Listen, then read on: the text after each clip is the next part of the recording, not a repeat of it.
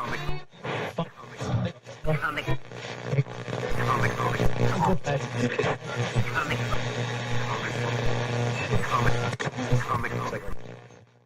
everybody, it's Weird Wink Wilkinson laughing and scratching at you. How's everybody doing today? I got a little bit of a stiff neck. Let me just fix this up.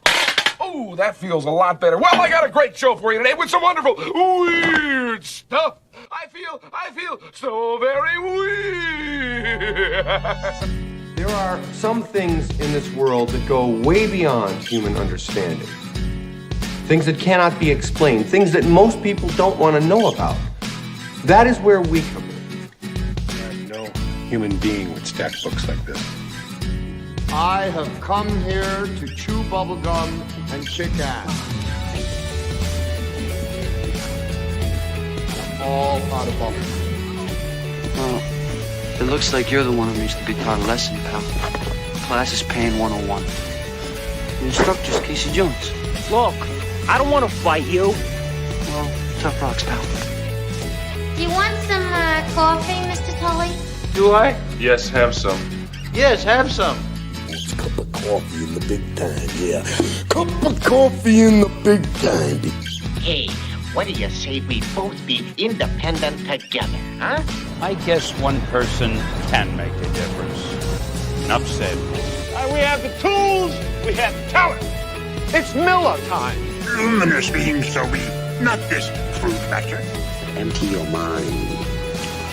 Be formless, shapeless, like water. Now you put water into a cup, it becomes the cup. You put water into a bottle, it becomes the bottle. You put it in a teapot, it becomes the teapot. Now water can flow, or it can crash. Be water, my friend. You, me, or nobody is gonna hit as hard as life. But it ain't about how hard you hit. It's about how hard you can get hit and keep moving forward. How much you can take and keep moving forward. That's how winning is done.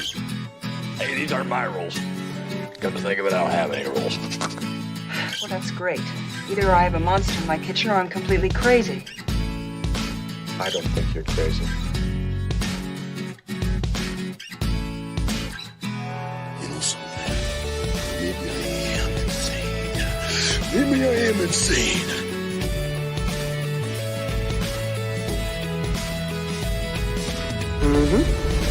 Pizza dude's got 30 seconds. Rise to the top, oh yeah. That's the nicest thing a dog can say about anybody. Human sacrifice, dogs and cats living together, mass hysteria. Enough, I get the point.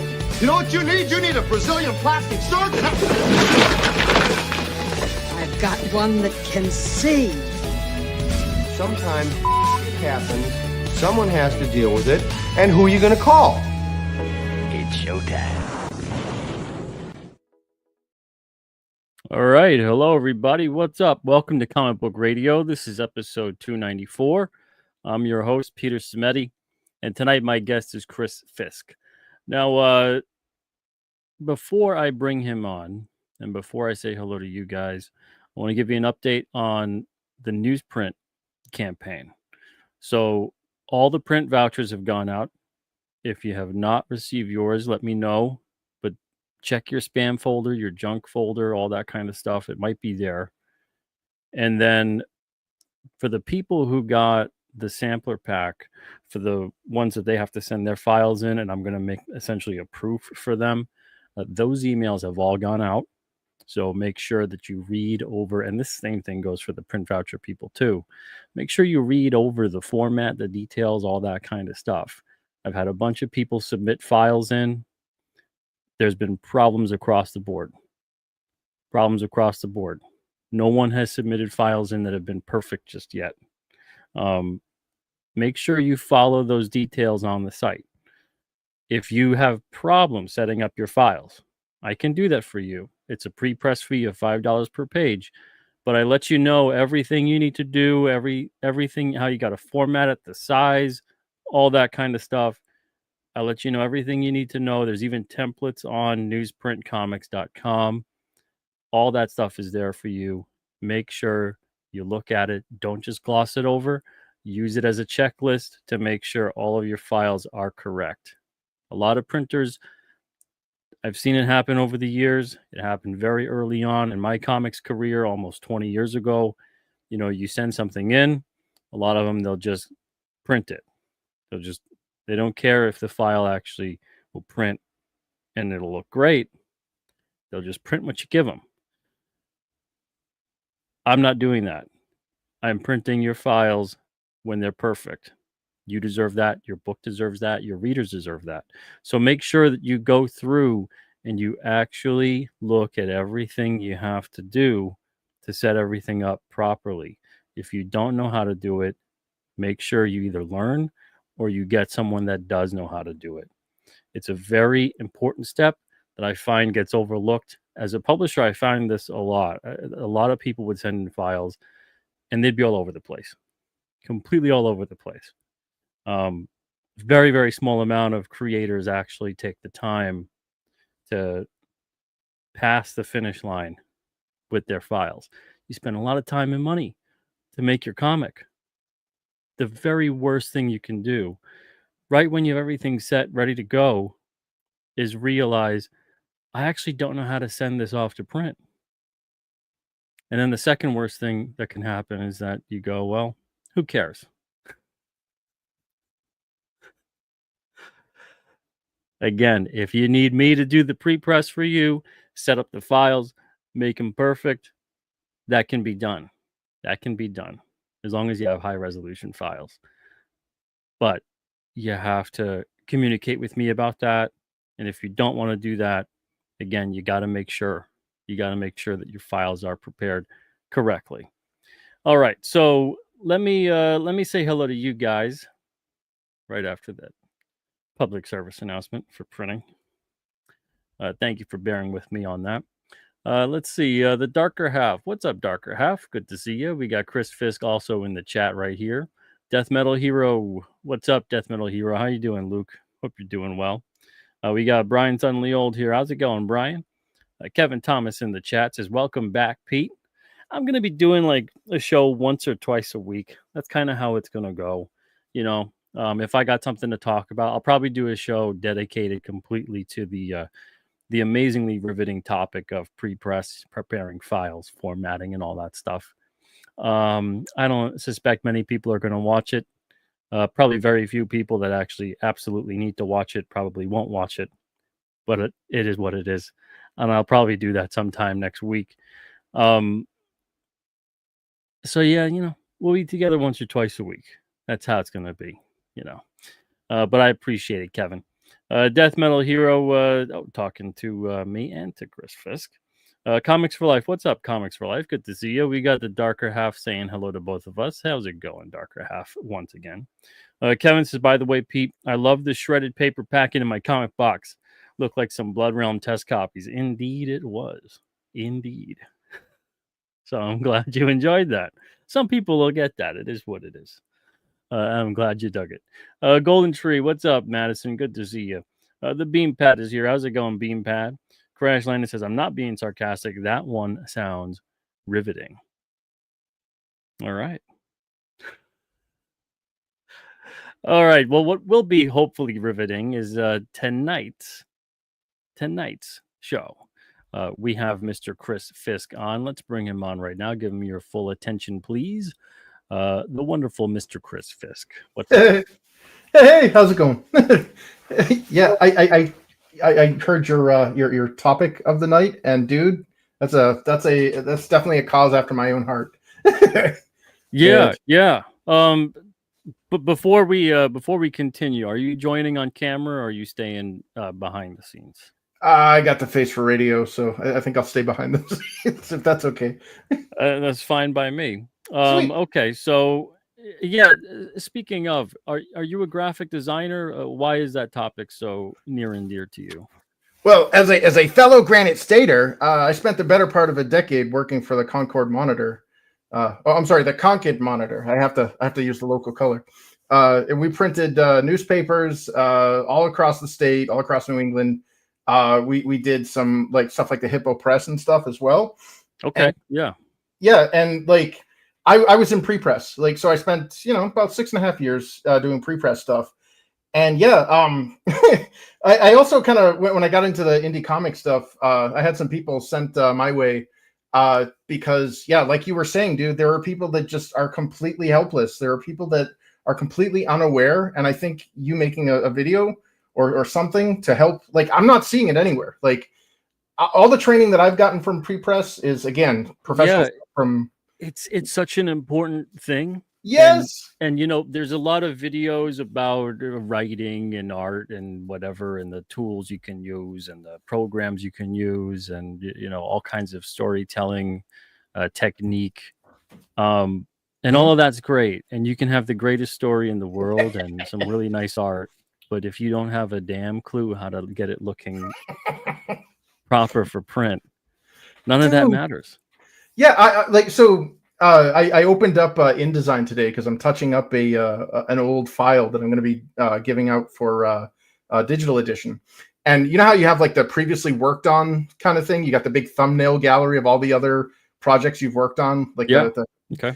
And I'm like, holy crap, I can't believe how many other people's books I've composed. And yeah, like you were mentioning, like, as long as it's high res, I don't know. Like there were people. I'm not gonna name names. I'll be nice. I don't want any drama here. Dude gave me 72 DPI JPEGs in RGB. I've seen that a lot. Yeah, I actually had one of those yesterday. I've seen that a lot over the course of. I've easily received upwards of 15,000 submissions over the past 20 or so years. Almost 19 years with Alterna. So we started accepting submissions kind of halfway into the first year. So about 15,000 submissions or so. And I'd say about roughly 60% of them, they weren't even in the ballpark of putting files together appropriately. Like the sizes are all over the place. Yeah. The RGB and not CMYK for print. Like when it came to like, and I'm specifying everything you need to do to send me what should look like print ready files, just so I know that you understand and can. Mm-hmm. And none of that coming in. And then once in a while too, I'd sign somebody on who seemed pretty good with their submission, but then they'd have no clue when it came to putting stuff together for the book for print. Yeah. And it's okay not to have a clue. It's just, it helps when you realize you don't, so then you can be in a position to learn. But sometimes you get like, I would get combative people. Yep. And I'm like, you don't know what you're talking about. Yeah. And why would I try to steer you wrong? I'm publishing you. Yeah. So of course I'd want these to look as good as they could be. So it's one of those things. I've seen it across the board with a great deal many people as a publisher, but now when I'm venturing into the realm of printing other people's books too, I'm noticing yet again that people are having a lot of problems with this stuff, and there's a lot of information out there to get the bare bones of it and understand certain things. And I get it when it's like the fine tuning, and I get it when it's things that maybe they're not used to certain file prep for like newsprint. So I get all that. But when it's like the page size is completely bonkers. It's all over the place. It's inconsistent. What's a bleed? They don't understand what like a bleed or a trim or a live area. Oof. Or they're sending print files to me in RGB, or it's like low resolution, but I could tell that like they put it up to 300 or 400, but this was a 72 DPI file, and I'm like, this isn't a high res file. That's not how this works. Yeah, you're not like upscaling this thing the way you think you are. It needs to natively be a high res file. Yeah, it's you can always go down. It's all like little stuff like this. And the more intricate stuff is like, 100% black text, and there's no color black text, and all these little things. Those are more intricate, and that's the fine details, and I get that. But it's the other bigger stuff that I'm just kind of concerned about, because a couple, I mean, honestly, and God bless them all. But it's one of those things where I'll tell when someone's just like rushing in to send the files in, because I'm like, okay, take a look at the site, look at everything you need to make the adjustments on, and I'll pinpoint exactly what the issues are so that they can take their time and send me the files correctly. Mhm. And then I'll get it back like, in an hour or two. And I look at it and I'm like, this is like almost nothing addressed from what I said. And I don't want to, when you go through it the fourth or fifth time, I don't want to get to a point where I'm like, look, are you reading any of the emails I'm sending you? The Chris Tucker. Are you understanding any words that are coming out of my mouth? I'm doing it for your benefit. I'm doing it so that your book comes out really good. Because, like I said, I don't want to print this, and because that's the thing is, I can just put together a proof, Mhm. and then the person could just approve of it, and I'll know full well this is going to print like trash. Yeah, and then you get blamed for it, and it's like, I warned you. Like, And I might have to. I'm in some cases. I'm kind of maybe having to accept that I might have to put through some kind of a print waiver Mhm. with someone acknowledging, I acknowledge I sent in everything incorrect. These are Mhm. not to the spec of what needs to be required to print, but I hold you harmless for the end Mhm. result, and I waive my right to get a reprint or a refund Yeah, because yeah. I have not set up these files correctly. And I 100%. I might have to put through some kind of a waiver like that, because I think a lot of people are just in a spot where maybe they don't have the software. I get that Mhm. totally. Maybe they don't have the know-how, and maybe they don't want to learn how, or they don't want to pay to have me do the pre-press. Mhm. Whatever the situation may be, whatever the answer may be, the end result is still going to be a comic that is not going to be printed as well as it really should. And it's that kind of thing of, I don't want that work to go out there and people to think like, wow, these things coming out of what Pete's printing look like Yeah. crap, even though they can look at what we're printing at Alterna through this Mhm. and, see that it's what's happening along the way with when someone's prepping the files. And like I said, people take a lot of time and effort to make their comic. The worst thing you could do is you're right at the very end Yep. and Since you the just go, landing. who cares? Yeah. Yeah. And what really sucks about it is because it's a group effort, you could have artists and writers and letterers and everything on their A game. But if it doesn't hit that landing, it doesn't get that pre-press out there, and you got 72 DPI, flattened chat bubbles that can't be moved into this live area. And suddenly, you got margins that, like, in some printer cases, especially with thicker books, your margins actually change. Your left and right margins actually change. So you actually have some, because of the spine Absolutely. consideration. And there was like, what do you mean? I used the margins. It's like, yeah, you didn't use the right margins. Yeah. No, and I mean, I find just even on things like full bleed and live area, Mhm. people are very confused about what that means. And it's like, no, the stuff in the live area, that stuff stays there. And this is kind of something too, where, I'll see a case come in every now and then, mostly when I was a publisher. Haven't Mhm. seen that just yet as a printer, but someone will clearly have set up their page just completely wrong. So like they have really important stuff in the art that's totally going to get trimmed off.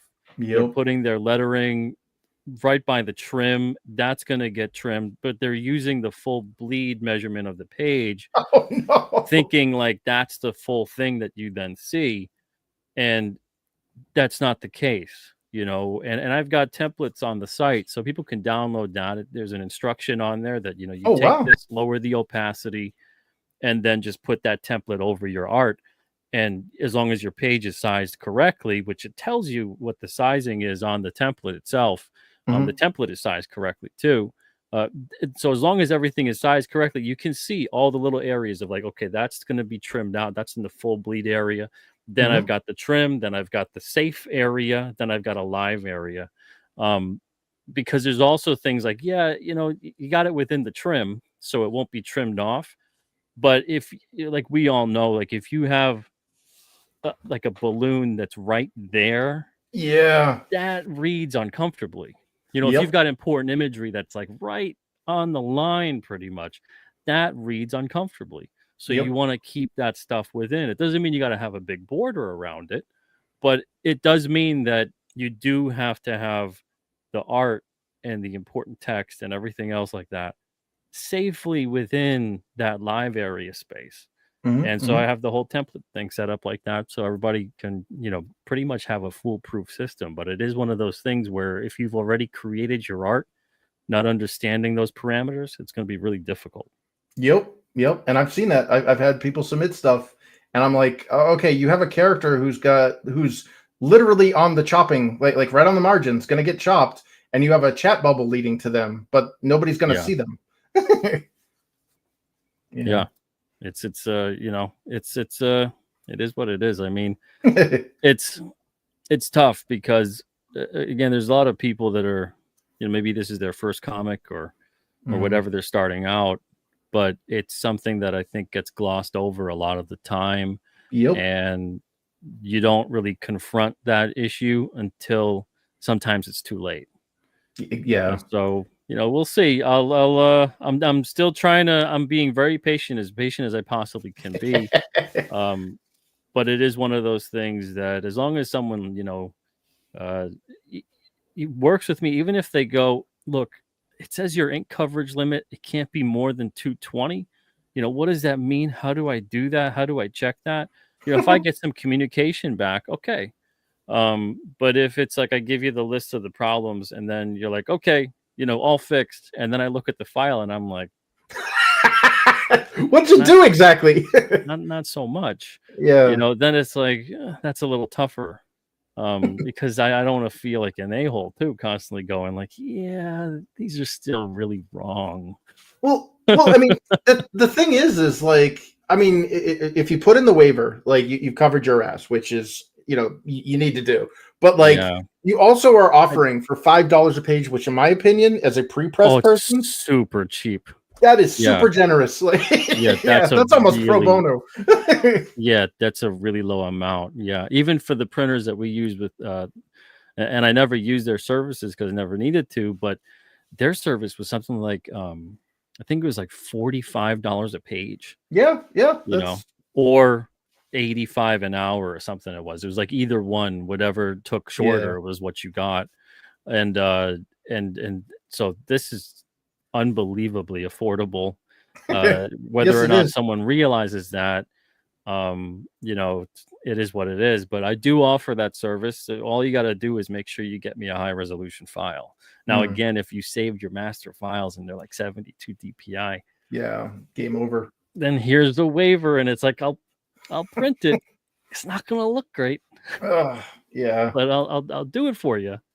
Yeah. But every step of the way, I'm gonna be like, oh, the poor reader that gets this. They're gonna. There's a new word, aliasing. Yeah, and I guess I shouldn't care so much, but that's my problem is I care. But it's one of those things where it's like I'm looking at it and I'm like, oh, you put all the time and effort and someone's going to get this. And, you want to make sure it looks as good as possible. And this is one of the most simplest ways you could do that is to just make sure everything's prepared properly. Yeah. And Yeah. I mean, dude, that's why, like, I know this is going to sound super lame, but like my little LLC that I built when I was doing my comics, that's why it says Chris Fisk Media. Like, I'm not going to put my name on something that I'm ashamed of. So if I'm going to do it, I'm going to put my whole ass into it. I'm never going to half-ass anything. You want a whole ass it. Yeah. And it astounds me how many people just are like, it's like, dude, you've already went the extra, like you're at the finish line. All you got to do is just this one thing. And they're like, And I hope it's like just a level of maybe ignorance on the part of not understanding that it's an easy thing, but it's not as easy as it looks the first time, maybe even the first 5 times. And then eventually it just becomes an automatic second nature kind of process. But I think because of how easy it seems like, it's how could I possibly have messed it up, and there's a lot more to it other than, I mean, I've had instances where like literally everything was wrong. The page size, the file format, the color mode, the ink coverage, the text issue, the live area, the bleed area. like there's been files that have come in where like everything's wrong, you know, and I have to like kind of go through the literal whole list of what I'm telling you to look out for and make sure it's fine. And I have that on the site, and I have to just basically kind of copy and paste it. and I feel bad doing it, but at the same time, it's like it's for their benefit. So, you know, I really hope people double check and use it as a checklist, use it as a guide to make sure everything is set up fine. I got to give a shout out here to Spicer. Thank you so much for gifting 20 comic book radio memberships. Oh, yeah. Appreciate that, man. Let's see. Kevin says, honestly, Pete could offer some masterclass course on printing and promotion. I feel there's a lot of crowdfunders that could benefit. Yeah, I agree. Yeah, and you know, I don't know if it'd be like a master class necessarily, but it's it would definitely, I think, be helpful for people. And like I said, hopefully when I do that show within the next week or so, the people who need it are there for it, and they're ready to learn and have questions and whatever else, because I also don't have the time to do like tutorial setups and all that other crap. Like they're already out there. They're out there, you know. But I can offer at least one comprehensive quick rundown and Q&A session for like an hour to 2 hours with people who maybe are struggling with this or are overlooking this, whether purposefully or not. And maybe it'll help them, maybe it won't, I don't know, but at least I could say, hey, I tried. Yeah. I mean, that's pretty much all you can do, and I think you've covered all of the bases.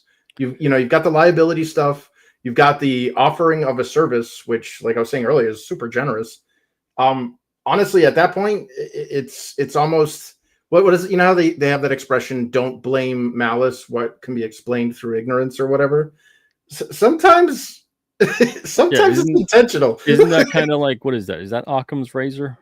The simplest explanation is oftentimes yeah.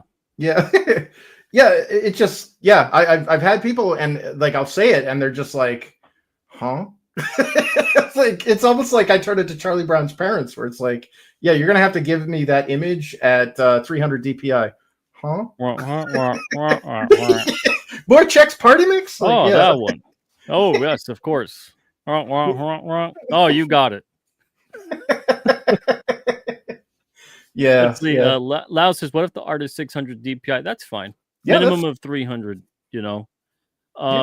Around 600. Yeah, I like 400. I find 400, you do see a slight noticeable difference. Anything kind of past that, you sort of don't at that size. Now, if you're making like a poster, if you're making like 11 by 17 and up, 600 is going to help you out. If you're making like a big, you know, convention type banner, or you're making whatever, you know, that kind of higher res is going to help.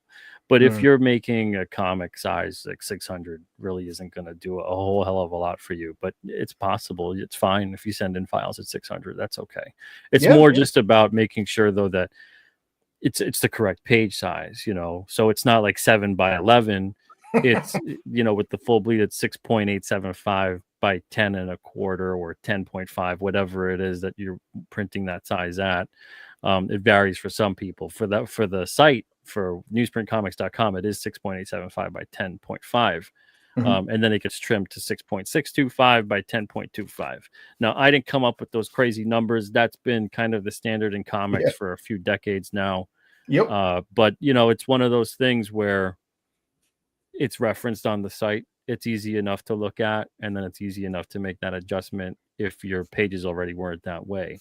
But don't do the thing either. And man, I hate that I'm monopolizing this whole show. Thank God you're a graphic designer. You'd be like, what is this? Yeah. You know, dude, like I said, it's a cause after my own heart, man. Like, more people need to know this.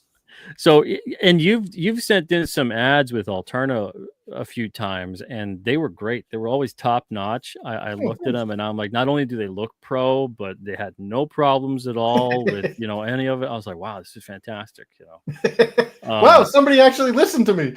Yeah, I was like, this is remarkable. You know, so you know, for those that don't know, Chris's book, and we will talk about that in just a moment. I promise you.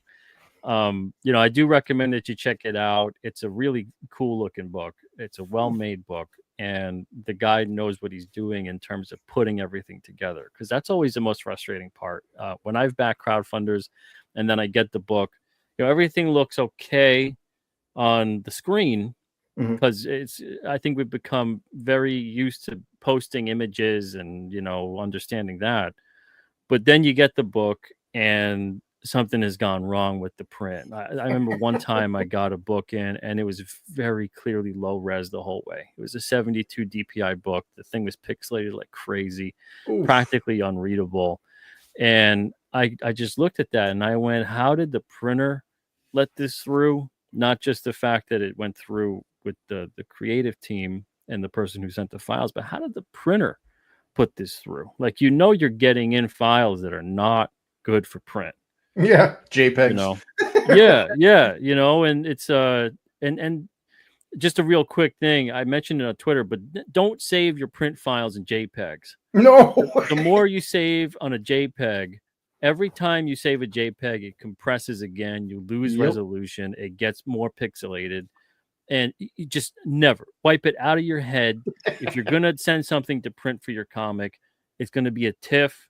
Or, if you want to save it, if you're doing it in like Photoshop or something like that, you want to save it a PSD, that's okay too. Or you want to save it, if you're sending it to a printer and you want to embed your fonts and all that stuff, put it as a print ready PDF with that stuff embedded. But don't ever save it as a JPEG. Don't send it as a GIF, a JPEG, a bitmap. PNG, a PNG. Yeah, get that stuff out of your head. Those are web files. Yes. Yeah, they're not like, I think some people, and again, maybe it's just ignorance. I think some people see those extensions and think like, oh, they came up with like a new way to have an image. just randomly. It doesn't mean anything. That's not a specific file type that's associated with something, and there's a reason for it. It's just like a variety. Maybe you like the way JPG looks at the end of the file name. I don't want to have to argue with people of how do you pronounce GIF or GIF. Yeah, maybe, and then I don't know, maybe people are thinking like that. None of that. There's no real difference. None of it really matters anyway. I'll just send them along. Kill them all. Let God decide, kind of thing. And no, you have to send them the right. And I let people know. Send it as a TIFF or send it as a print ready PDF. But it's that kind of a thing where, when you say that and then you get in a bunch of JPEGs, it's like, okay, 72 DPI, yeah. That's when you're in for a ride, because that person didn't read any of the stuff they were supposed to read, and then on top of it, it was like, what's a JPEG? This is going to be rough. These are all the files I have. I don't know. The letterer just gave me these. They're all flattened images. Oh, what do you mean it goes outside the margins? And it's like, oh man, I hope that there's somewhere that someone saved them correctly, and they still have the high res somewhere, and they just made a second folder of this, and sometimes that's not the case. There was a guy, and I'm just gonna, there's no names being named tonight, but there was a guy years ago that I was going to publish their book, and all they had it was saved as with 72 DPI files, JPEGs. And they had already, like, that was it, done. Everything was done digitally. And I was like, I can't publish this book. I'm like, we have to just, that's what it is. Break it off. Yeah. And I don't think they're still making comics. But this was probably around, I don't know, maybe 2010 or something like that. And it happens. It happens. And people go into it. I think sometimes it's ignorance. Sometimes it's this lackadaisical sort of, well, how tough can comics be? Oh, yeah, I've had that question answered, unfortunately. And it's like, yeah, it's just a lot of things harder. Sure. But it's like, well, all I could think is someone who you want to get into anything. I don't know. Let's say you want to play in a band, and you're just like, well, I don't want to learn the instrument.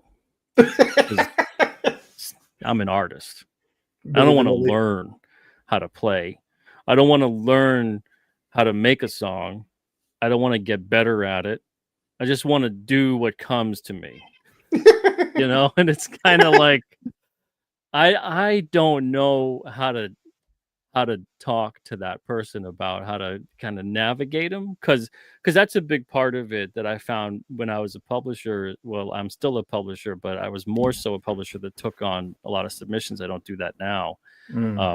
I found there was a lot of stuff with people that, like, it was about the attitude a lot of the time, the coachability. Have you dealt with stuff like that where, like, you've worked with someone or you were doing pre-press for someone and you're like, I really can't get through this person because they just don't want to learn or listen? Yeah, or they get upset with you when you explain something to them, and you constantly first it's the don't patronize me, because it's like, well, I explained it to you the first time, you didn't understand, so now I'm trying to change the way that I'm explaining it so that it's better understandable. I'm not trying to be condescending. I'm just trying to explain this to you.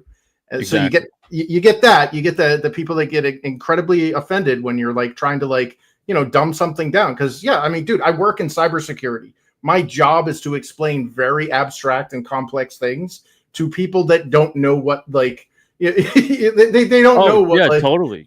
Yeah, I mean, I'm always trying to learn new things about anything, and I'm aware of my shortcomings. So it's like I'm all ears when it's like I don't have a position of knowledge here. So I'm not going to be like, oh, like, let's say I'm watching, I don't know, YouTube video how to repair a sink or something. I'm not going to leave in the comments, I don't think you did that right. I have no idea what I'm doing, but I don't think you did that right. Yeah. So on what basis do you have to counterpoint? It reminds me of when I was a kid, and I was in Taekwondo, and down in Pelham, and one of my friends came up to me and he said, "My dad says you're a liar. There's no such thing as cream karate." And he said it with all certainty.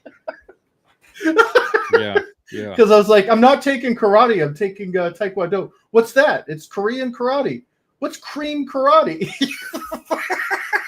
It's next to the corn and the the mushroom variety of soups. Yeah. In the grocery aisle. Yeah. You get your cream of corn, you get your cream of mushroom, and you get your cream karate. Yeah. so yeah, and he said it with so, like, when you're like a kid and you're just dumbfounded by something, like the Hitchcock camera hits you. Like, he said this with such certainty, like, it's so like a record scratch moment. Yeah, it's like, oh my God, I can't argue with this kid. Yeah, it leaves you kind of dumbfounded too, because you're like, I don't want to get punched in the face right now, but I don't know how to respond to this without sounding like an asshole. Yeah. Yeah. It's like, okay, I'm getting real quiet now. I gotta go. See ya. It's like, I'm just gonna. All right. Yeah. Well, okay then. Yeah. You just kind of look for an out. My dad says there's no such thing as a tiff. What? Yeah. You're lying. There's no such thing as that file. I'm looking in Photoshop, and when I do save as, it only gives me the option of PSD. So there's no such thing as TIFF. You're wrong. Yeah. Oh boy. Let's see. Alpha Red. What's up, James? He says definitely prefer JPEG because it's easiest to share, but now I have to rethink. Well, it's great for the web. It's great for it's a web file. Yeah, just don't use that for your print file. So just save that and just have it in a separate folder. Like, I have a whole separate folder for shareable web versions of pages and images and the actual, ready to go to print kind of a thing. And the beauty of TIFFs is that they can retain layers. So before you're ready for prime time, before you flatten that sucker, you can do a run through, and you can be like, okay, it's this chat bubble was too close to the margin. Okay, let's move it. It's a layer. Yeah, I usually have like 3 or 4 versions depending on what I'm doing with the file. Yeah, same and here. So I'll have my main very high res original art depending on how I'm working with it, and then If it's someone who sends it to me, it is what it is. And then that kind of stays there. It's like the master file. And then I'll have the second file that is kind of the workable file. So it's got the layers and all that other stuff. And then I'll have the third file that's a flattened high res that I can just kind of share to get a proof from the creator if I need to do that. And then I have also the embedded PDF print ready file that needs to go to the printer or whatever the case may be. So usually I have like 3 or 4 versions of the file in different folders with subfolders, so this way, and then I delete all those things when a creator leaves Alterna or anything like that. So, but until that point, as long as the creator's still with Alterna and I have as much of that possible information that I have with those files, I have those versions of it. So it's one of those things where when I see people that they just have like the one file and then they just kind of save over it and then that's it. I'm like, man, you are setting yourself up for like a hard drive crash or like a backup. I mean, some people don't even have a backup. So like something will go wrong and then that's it. They have it nowhere else. They can't even like kind of piece it back together. It's just completely gone. Well, you mentioned something that I think is also very important. Disorganization is the killer of productivity. You've defined your workflow. You're like, okay, here are my raw files. Here's my directory where I keep my working files. Here's my like. You got to do that because what's going to happen is even though when it's no longer in your immediacy and you walk away or you do something else, you're on another project years down the line, you got to be able to refer back to that organizational hierarchy so that you can resume or find things easier. I have worked with people where I'm like, dude, your PDF is referencing things that don't exist. Oh, that's because it was in this other directory and I deleted that. And I'm like, why isn't everything that you put in that PDF in one directory? So, yeah,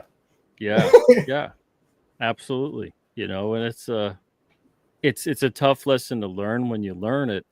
And when it happens to you, but as a publisher over the years and now taking on print jobs, I'm still seeing a lot of the same problems repeated over and over again. So hopefully people start talking a little bit more about this, because that's who gives a flying F about how crappy the new Superman movie looks or whatever the hell else is going around. If you don't have your stuff together, if there's still stuff you need to learn, if there's still stuff you got to get better at, put your time towards that. Put the conversation out there about that, because there's a lot of stuff going on where I love all kinds of criticism and opinion and everything else. Like, that's great. But there's a point where you kind of sink into a comfort zone with critique of others that are doing it, but not to your liking. And you kind of get addicted to that. Like, someone could become addicted to the criticism of someone else who's not doing something that they like. And you'll slowly start to, hopefully, maybe some people don't ever, but you'll eventually find that it's like to your detriment, because it's eating up all the time and energy you could have spent towards you getting better and actually kicking that person's ass where it counts. Yep. And it's like, so if you're a creator, you gotta keep on growing and learning and getting better, and that's the conversation that you have to push forward. So even if you're critiquing someone else, it should be about the conversation pushing forward to get to a better place. And if you're a reader or anything like that, and you want to have the conversation to talk amongst each other, that's fantastic too, whether it's critique or not. That's great. But if you're someone, especially though, who's in the learning process, you really have to put more of your time and energy towards learning and asking those questions and exploring those avenues and getting better, because you are not at a point yet to properly offer the critique that you think you're providing. And even if you give a good feedback or a critique to somebody that's useful, which I'm not saying you can't do that. You could totally do that, even if you don't know how to implement the criticism. It's still not going to help you out if you're in a position of learning. So it'd be better for you to figure out, okay, they did this. what don't I like about it? Approach it from like an analytical perspective. So whether it's a creation aspect or it's a formatting aspect or whatever it is, try to learn what they did, and this way you can avoid it because you don't want to repeat that. Yeah. And I yeah. find that it's of course a far easier path to just be like, oh hey, this is crap, you suck, and it's easier to do that, but you're not bettering yourself at the end of the day, and it's more about that, I find. And there's a lot of people, I think, that maybe this is just the way that things are, but it feels like creatively there's a lot of people that find a comfort zone in that because trying to improve is tough. You're trying to weigh yourself and realize that you're lacking. And how do you shore that up? And it's a tough conversation to have sometime with yourself. Yeah. Well, it's also easier to tear others down than it is to build yourself up, and I understand it's not always a malicious thing, but it's always easier to criticize others than it is to have introspection, because your eyes are pointing outwards, not inwards. Oh yeah. Yeah, absolutely. So with your book and all the stuff that you've gone through on your comic creating journey, oh boy, what are some of the things that you wish you could tell yourself when you started and say, hey, maybe you want to learn more about that, avoid this, get into that? Yeah, I have done everything you're not supposed to do. I did everything wrong on the first book. So, they say a lesson learned hard is a lesson learned well. Well, boy, did I learn those lessons. For starters, just from the actual branding perspective, okay, I started Infinitale Chronicles back in 1990. It was originally just Infinitale, the fantasy role-playing game system. I did it in the Pelham Public Library. That was my 140 hours of community service. The the elective compulsory community service. So when I made Infinitale, I thought I was, oh, cool, man. Like, this is before Google. Games like EverQuest and stories like The Neverending Story. I'm like, oh, okay, I could take like a portmanteau of the word infinite and the word tale. Oh, that'll work. Yeah, nobody can pronounce it. Like, I think it was Dan Lawless was saying, he's like, it's not a real word.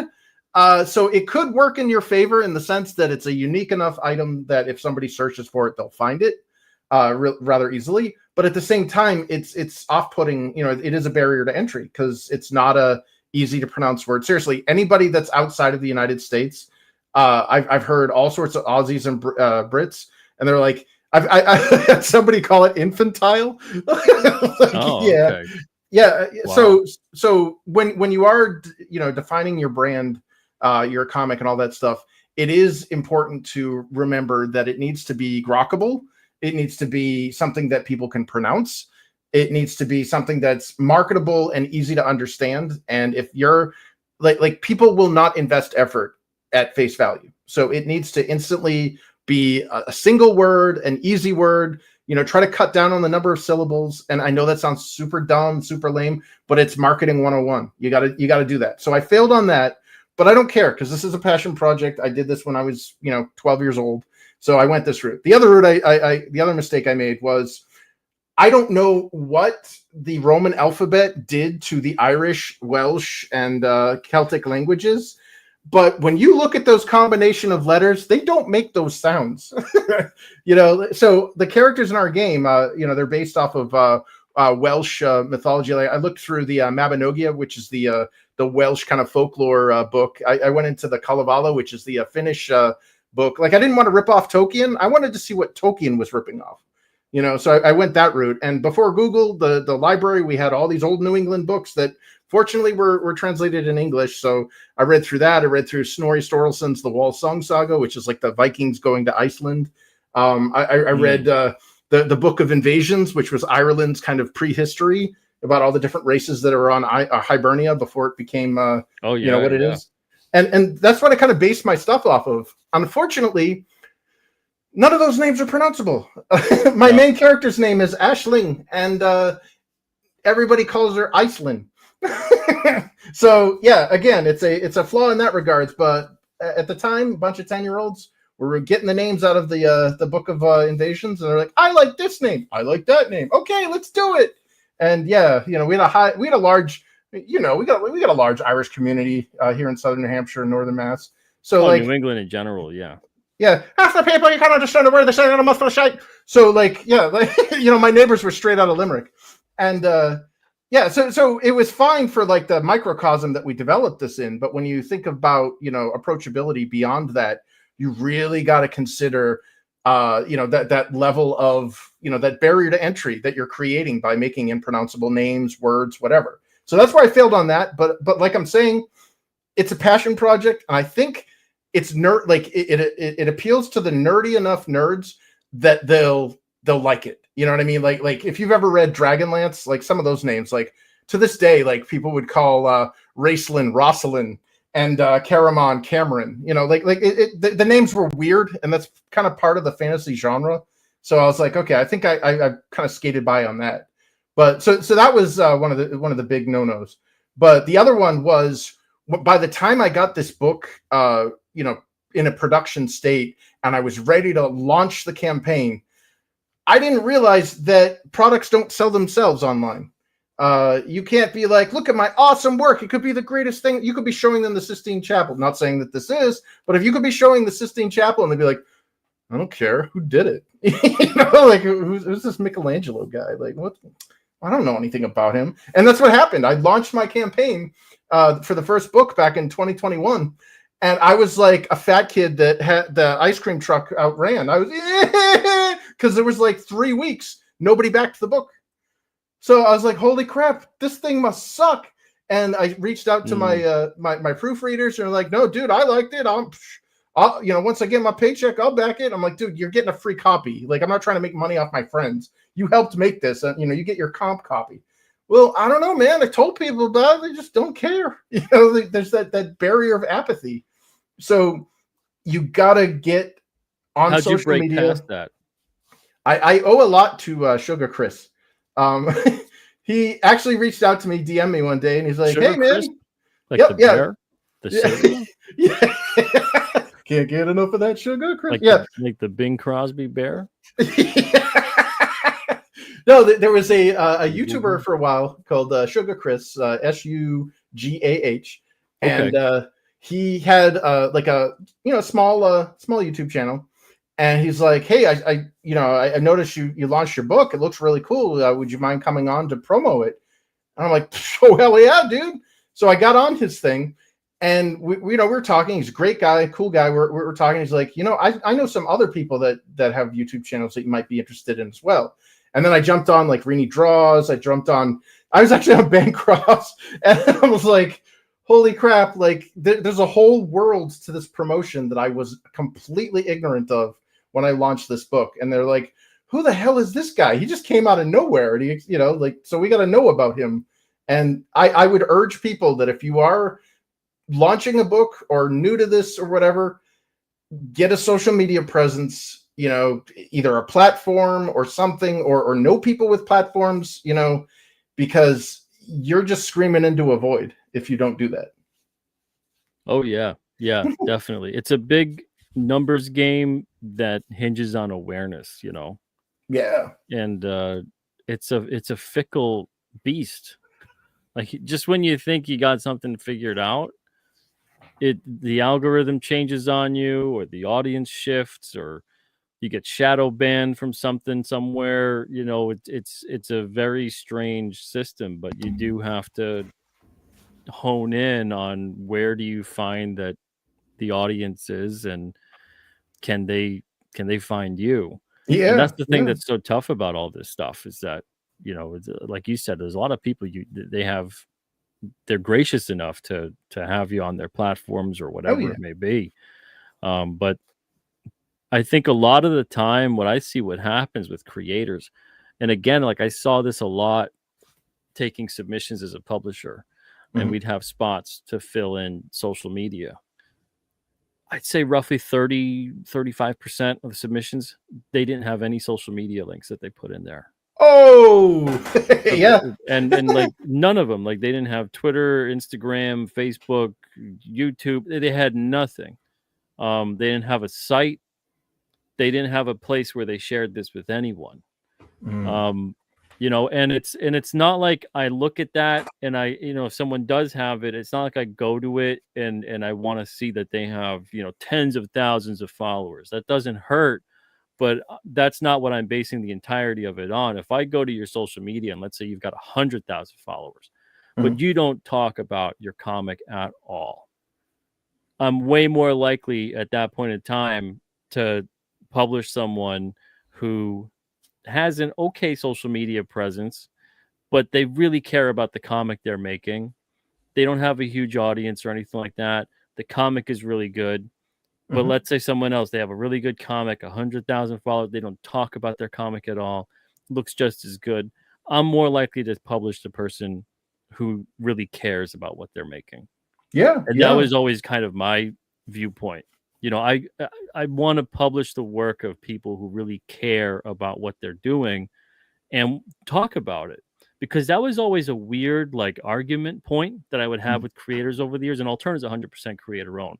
I don't own a percentage of what ends up getting made through the IP of Alterna. So like when they leave, it's 100% theirs. There's no fighting over the rights or whatever. They get a movie deal, they get a toy deal, and they do the whole they get everything. Wow. But it was one of those things where I would always want them to contribute with the promotion because of the fact that it's their book. Yeah. Like they who knows it better than them? Who should care about it more than them? Yeah, you got to be your biggest cheerleader. Yeah, and there would be a lot of creators, like way more people than you'd realize, that want to go to a publisher because they don't want to ever talk about their book ever again. They just want to make their book.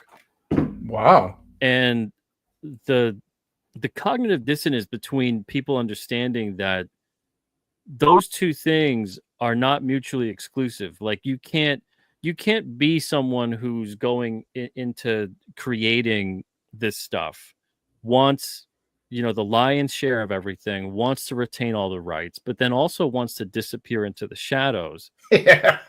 And at the same time wants like all the credit for everything, while like some publisher, some altruistic publisher does everything for nothing. You know, so it turns into this weird sort of thing. And I would have creators over the years be like, people think you make my book. And I'm like, that's probably because I'm the only one that talks about it. Yeah. Yeah. Like, I want you to talk about your book. I want people to associate you with your book. I don't want them to think that I make your book. Yeah. You know, but if I'm the only one that's going to end up talking about it, because this one dude got really kind of irked because he's like at a convention and he's like, you know, the person goes up to him and says, "Oh, I thought Peter Simeti made this book."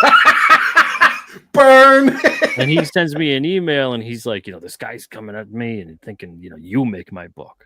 And, you know, he doesn't know me, doesn't know my name. And I'm like, well, you don't talk about your book. Yeah. How's he supposed to know your name? Talk about your, because then the other alternative is, okay, I won't talk about your book anymore. So now no one will talk about it. Now it doesn't sell. Yeah. It's a liability. So it puts me in like this weird catch-22.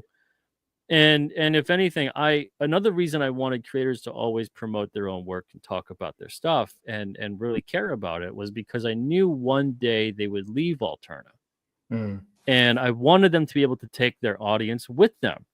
You know, not just build up an audience that either went then nowhere or just stayed with me. Ideally, they would still stay with me and also go with them and check out what they're doing too. But at the very least, I wanted them to go with the creator, go with the book they loved, the creator that they enjoyed. And I would try explaining that to creators, and they're like, that just sounds like you want to be lazy about promoting the book. Yeah. And I tell you, it's a weird thing to have a conversation with someone who's, again, they're doing all this time and energy and money and everything else, making their comic. And it's like a weird thing to have to tell them, hey, you want to let anyone know that you make this? Yeah, dude, like I've spent over 30 years of my life working on this thing. Like this is my passion project. This is my labor of love, you know? Like I have notebooks of bizarre teenage scrawlings from back when I was a kid, you know, dreaming up things that I could do with this. And, the idea is that, the modern comics, and I'm not saying the indies because that has been my salvation because I'm a backer too. You know that, Pete. Oh yeah, yeah. but like modern comics, and I'm not going to be the one that criticizes them. They're just all of my hobbies told me about 10 years ago when I left my dream career of video game development. All of my hobbies told me that they didn't want me as a customer anymore. The Hellfire Gala is more important, proms and dinner parties and tea parties and shit. Like, I don't want that. And, I don't want the reason you got into everything is because it spoke to you. Yeah. So if it's not speaking to you anymore, and let's say it speaks to somebody else, then that's just kind of the way things work out sometime. Yeah. Now if you're a creative individual, now you'll start to create the things that you see that they're not around anymore and you wish they were. And that's kind of how it works. And that's how we get new things. Yeah. Well, that's what it was. Is like, I got to those crossroads, and it was either wallow in misery and talk about how terrible everything is, or try to make my own alternatives, and I'm not trying to, ape on the whole alterna, but like, I'm pretty sure that's what it was. It's you start making alternatives because you're a problem solver. You're not part of the problem, and that's what I thought I'd do. And we need people doing that. I mean, that's all I could think is every single thing we love storytelling wise and everything that's ever been made, honestly. If everyone just sat around complaining that the thing they want to see in the world doesn't exist and why doesn't someone else do it, and no one else ever did it, there wasn't one person who said, I'll take the risk and I'll do it. I'll create something, whether it's a story, whether it's an invention, whether it's anything. If all we did was sat around and complained that said thing doesn't exist and we wish someone would do it, that nothing would ever exist. Yeah. Exactly. So we need people to take the initiative. We need people to take a little bit of that risk and then hopefully love it enough that they want to learn from it, that they, they have the trial by error. Like, I didn't start off doing everything right. I still don't do a lot of things right. I still learn all the time. Like, even this printing venture, it's like, there'll still be hiccups and I'm like, okay, don't do that anymore. Do it this way instead. So there's always things you learn. You never stop learning till you're, 6 feet in the ground or ash or whatever. Yeah. But it's that kind of thing when you close yourself off from feeling like you should even attempt to go down that path, when you realize like, yeah, this is something that I think I can do. This is something that should be done. This is something I would like to see that I don't think anyone else is doing. You don't just do a disservice to yourself, you do a disservice to all of history, to the entire course of humanity. Because if every single person who ever had an idea about anything, especially stuff that benefited the world and other people, if everybody was just like, yeah, that kind of sounds tough. Yeah, I'm gonna talk myself out of it. Yeah, maybe someone else would do that. I can't imagine where we would be if just everyone, all we did was complain about how shitty things were and that we wish things were this way, but someone else will do it. Everyone's waiting for the cavalry to arrive, and it's like at a certain point generationally you become the cavalry. Yep. Like when are certain people just going to grow the hell up and realize like there's no one around to save me. I'm supposed to be saving other people.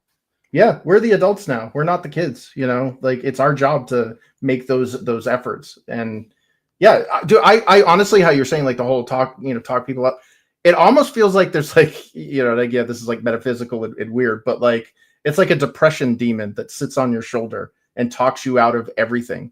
If it can talk you out of it, it will defeat you without firing a shot, and you got to get angry at that thing. You got to be like, well, screw you, man. Like, who are you to tell me that I can't do this? Yeah, it's kind of like, and I know it always gets framed as like the phases of grief, but that's really like a different way of calling it, like the phases of change, because we go through the exact same trajectory when there's change that we either have to make or that occurs to us. And it's the same way, you get angry, you deny, all this other, and then you finally accept, it's all these things and you go through the whole process every single time. And it really is like, if you just become kind of deadened or complacent to the whole thing, or worse, you become so consumed with the anger of you wish it was a better way, that all you do is make it actually worse. So you put negativity out there instead of going, okay, there's a lot of bad crap going on. How do we get to a point where it's not so bad? How do we get to a point like, and we'll stick to comics with this because we're not going to solve the ills of the world. Yeah, the existential dread. So, if you see that there's not a lot of comics out there that to you are of good quality, well, the answer would be to either support people or maybe do both. To support people who you find are doing it well, and if you find no one is doing it well, like literally just not one person you can say I would support them, I would champion this person and help spread the word, you need to take the onus upon yourself and create and put it out there, but not put out there another pile of dog crap. You have to put out there something that you think is great. And that means you have to learn. And that means you have to try and fail and try again and keep doing it until you constantly are not in a state of try anymore. You're just doing. You're just doing it. And maybe sometimes it's better. Maybe sometimes it isn't. But you have to do it. And there's a lot of that out there where sometimes people get in their own heads, or they wait for someone else to come along and kind of do it instead, or whatever it may be. But I think we see a lot of people out there who do a good amount of talking themselves down from trying to actually be a positive change, and instead get addicted to like putting the dog crap negativity on top of that pile. Then they become that depression demon for others, because not only have they successfully talked themselves out of it, now they're like, nah, you shouldn't do it, man. Like that's just, you're just gonna, you know what I mean? It's this constant, it's a cycle of negativity. And then it spreads. Yep. And it infects other people, Yep. and instead it's like, no, it's possible. What you want to do is possible. Absolutely. It's not just probable, it's possible, but you have to take the steps. You got to learn. You got to be patient with yourself. You got to understand. You got to love the process. You got to love the idea of just doing the thing as opposed to the result of the thing. And I think there's so many people that fall in love with the result, the idea of like, oh, everyone will read my comic and then it'll be the greatest comic ever and I'll make millions of dollars and fame and fortune and blah, blah, blah. If that's what you're in love with, you're never going to get that. Yeah. You're never going to get that because you're going to put out that thing. You're going to attempt. You're going to suck at it. You're going to get frustrated and you're going to go, forget it. This isn't working. Yep. So you have to be in love with the process. Yeah. I mean, part of the pleasure is the pain, and I know it sounds masochistic, but if you don't like the struggle, to get, like, if you don't like hiking and you only like the summit where you're at the top of the mountain, you're never going to hike a mountain. If you don't like that climb. And yeah, I mean, I like the climb because, again, my day job, I'm a UX designer. Majority of my job consists of people telling me what they hate about our product, and I'm the one that, categorizes it, does quantitative analysis, you name it. But ultimately it's like, it's like honing a gem or polishing a gem. You're making a diamond at the end of this. It doesn't start out that way. Yep. And you can't just think about the diamond in the ring. You got to think of how you got it out of the mine, how you polished it, how you got all the facets perfect. And once you fall in love with that process, it permeates, it comes out of you and it goes into your project, because it's like, wow, this dude really likes his project. It's infectious. Just like that negative stuff we were talking about, the positive stuff is also infectious. Absolutely. Yeah. And for people who are finding themselves in like the negative spin cycle where you're just in this rut of getting that dopamine hit of kind of tearing down somebody else instead of working on yourself, you have an invaluable insight where you can look at something and go, okay, that's really bad. Well, use that same judgment call, that same editing eye on what you're creating.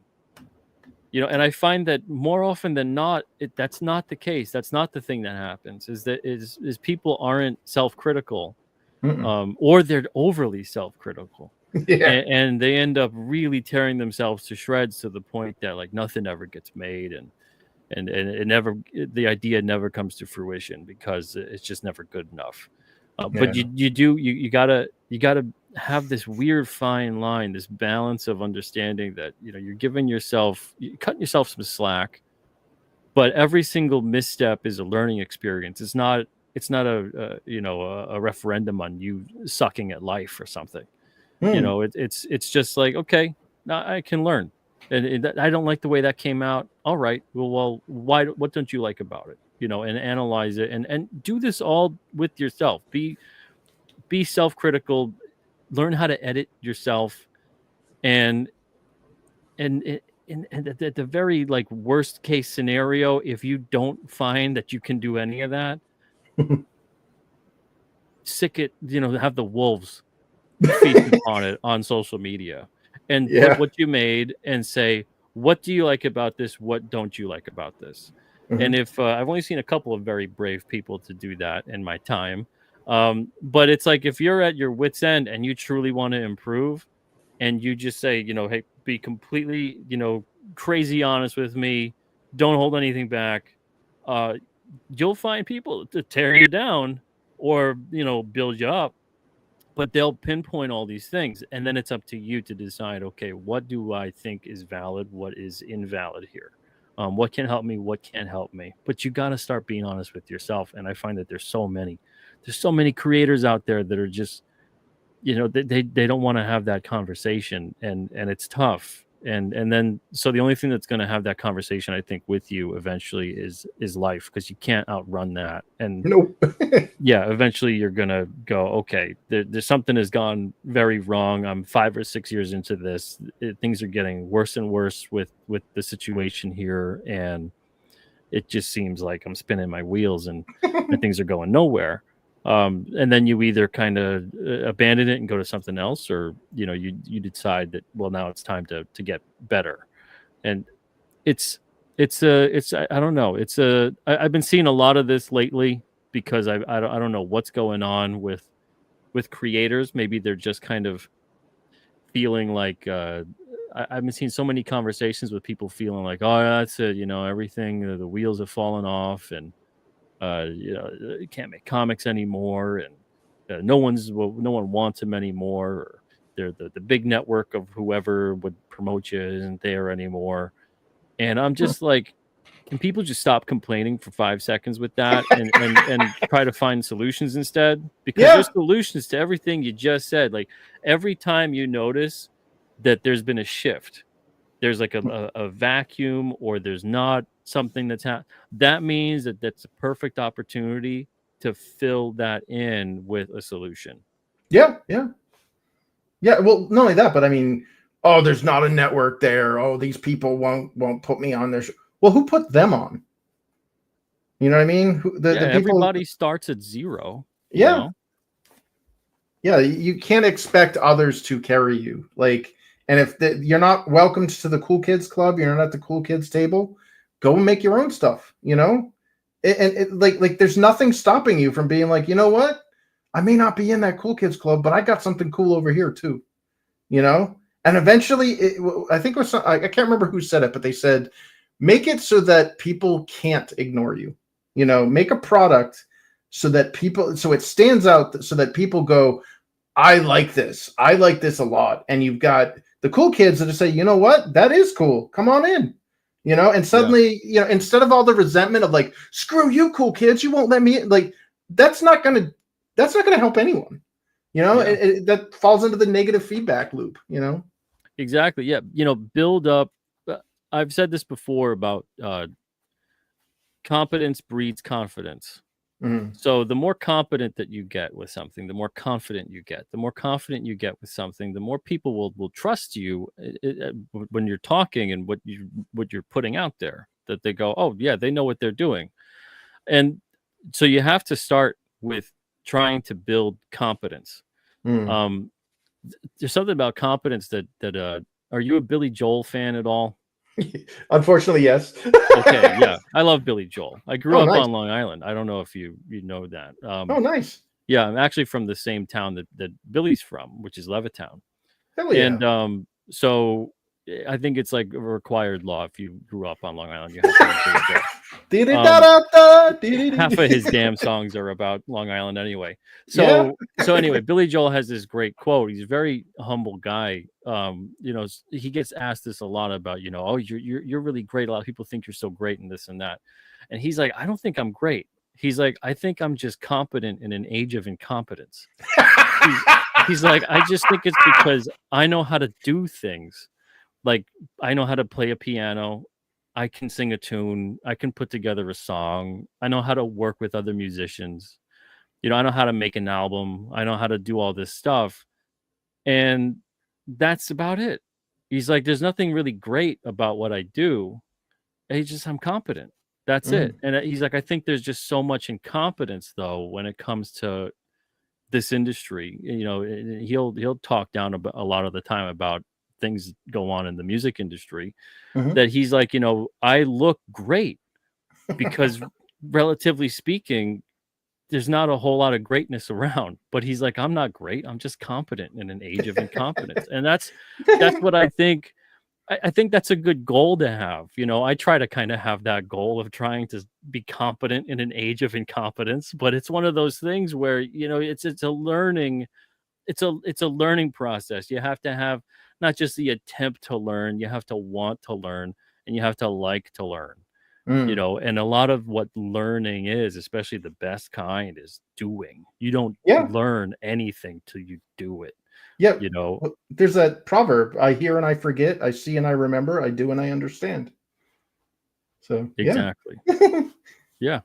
And that's where it comes from. And I'd love to see more people in that mindset instead of saying, okay, so let's say everything is true. The wheels are falling off, comics are dying, the network of promotion is dying, whatever it may be. Well, there's all kinds of solutions for that. And you don't have to say, well, we'll wait until someone else comes up with it. Go out and do it. You can build up a network. You can create the thing you want to create. You can promote, not just yourself, but others that you think are worthy of that promotion. You could take that initiative. Don't wait for somebody else to do it. And all the time you use towards being like, oh, why won't someone else do it? You could do it. Yeah, man. You could learn how. It's that kind of a thing. Well, there's also the whole wheels. There's this talk. Oh, the markets are dried up. Everything's dead. Whatever. Okay. Well, my project. Okay, this is a thing. You ever heard of the sophomore slump? Right? Like your first book comes out and it does really, really well, or okay, and then your second book comes out and it doesn't do nearly as well, and it's like, oh man, that's a discouragement. Well, my second book, if you take out the in-demand sales, I have fewer backers, but I've made more money and I've maintained pricing consistency. So I've had a lot of people who are returning backers who bought like digital copies or like lower priced items on the first campaign, who have come back and up leveled or have bought like collector bundles or larger things. And there's clearly, like, I've already surpassed my sales from the first funding of book one. So it kind of flies in the opposite. You know what I mean? Like it's flying in the face of that. So I'm not going to accept that it's, there's no people there. Dude, plenty of people have showed up. Maybe not as many backers, but I don't need 1 million backers. I just want the people who like my stuff to like my stuff. I want people who are like backing it to actually feel like, hey, this is good. I'm going to back the next one. And you're talking about learning. Dude, I put a survey. I sent out a survey that's anonymous, so nobody has to worry about clout being ruined or popularity, social media, whatever. Like, it's completely anonymous, and it gives a list of like, the book, the presentation, the story, the art, the packaging, the promptness of delivery, like all these questions. And you can't treasure what you don't measure. So I got all this stuff down, and I learned from that. Like all of that feedback I've had, I've had people say, dude, your book sucked, and here's why. And it's like, well, thank you. I'm sorry. I'm sorry, you spent money on something that you thought sucked, but I appreciate that, explaining why. because it's the whole opposite of love isn't hate, it's indifference thing. And it's like, well, I'm going to learn from that. I'm going to, like the campaign we have here, we've got 3 editions of books. Okay. I took the feedback to heart. I went back to my my art team and I said, here's a bunch of feedback, guys. Try to try to break the news as gently as possible. And I'm like, look, man, we got some feedback on the art. We got some feedback on this. We're going to have to change this, blah, blah, blah, whatever. And, they weren't happy, but, they agreed. And, they ended up going on to other projects at the time. But I managed to get them back. And it took about 4 years, unfortunately. But we got a standard edition, which is 120 pages. And it's from the same team that did the first book. But in addition to that, again, the feedback, I'm like, okay, if it's the art, like nobody's dumping on the story. So I guess that's, thumbs up for me. But like we had some, some critiques with art or whatever. And I'm like, well, why don't we just try it? I'm going to make this as democratic as possible. I hired a completely separate art team, a husband and wife team that did an alternate art version. So you've heard of variant covers. I've got variant books. So we got the standard edition. Yeah, standard edition's done with the same 120 page script. They did theirs.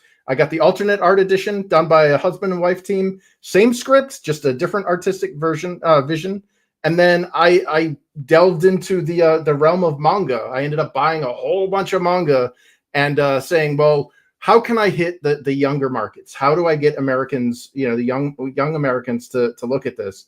And I made a kind of a trade paperback-ish books 1 and 2 black and white manga. And I worked with the inker from the first campaign. We actually added in additional pages, moved some panels around. It wasn't just a matter of mirroring things, because in manga everything's right to left.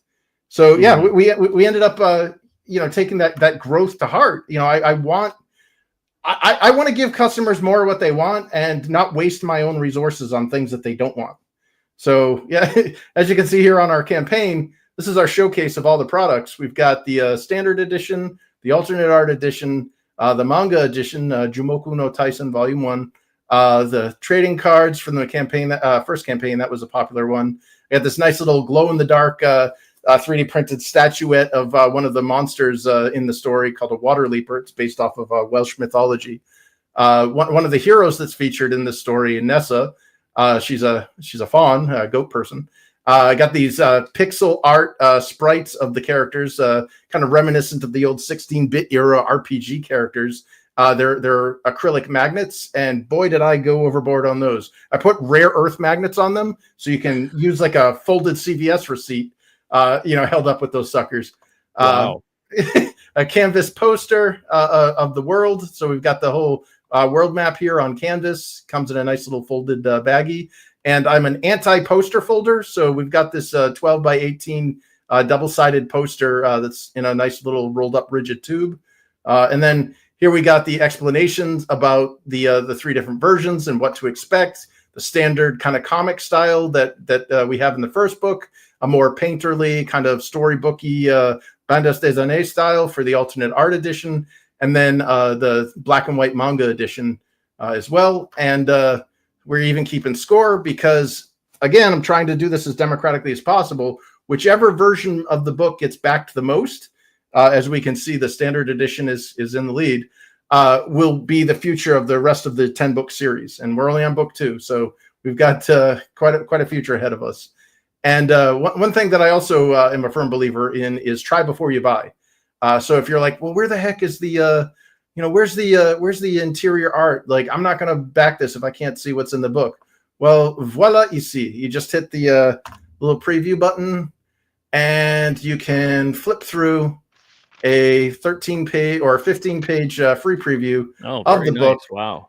And if you're not, like, if you don't want to be beholden to this web browser with this cool little flippy stuff, you can, down here, there's a little download. You can download the PDF and do with it whatever you want, man. Just don't say it's yours and try to sell it, but that's pretty much it. Yeah, I mean, again, like, I don't want there to be any surprises. It's, you should be able to see what you're getting into.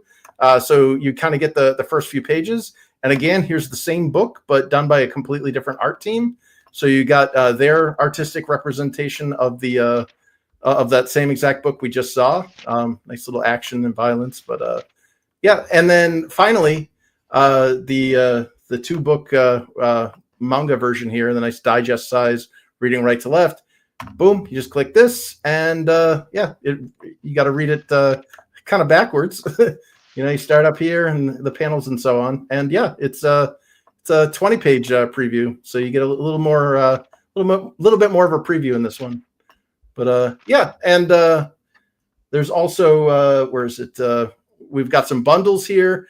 If you wanted to compare and contrast it in the physical form, you can actually back both books together and get a nice little slipcase.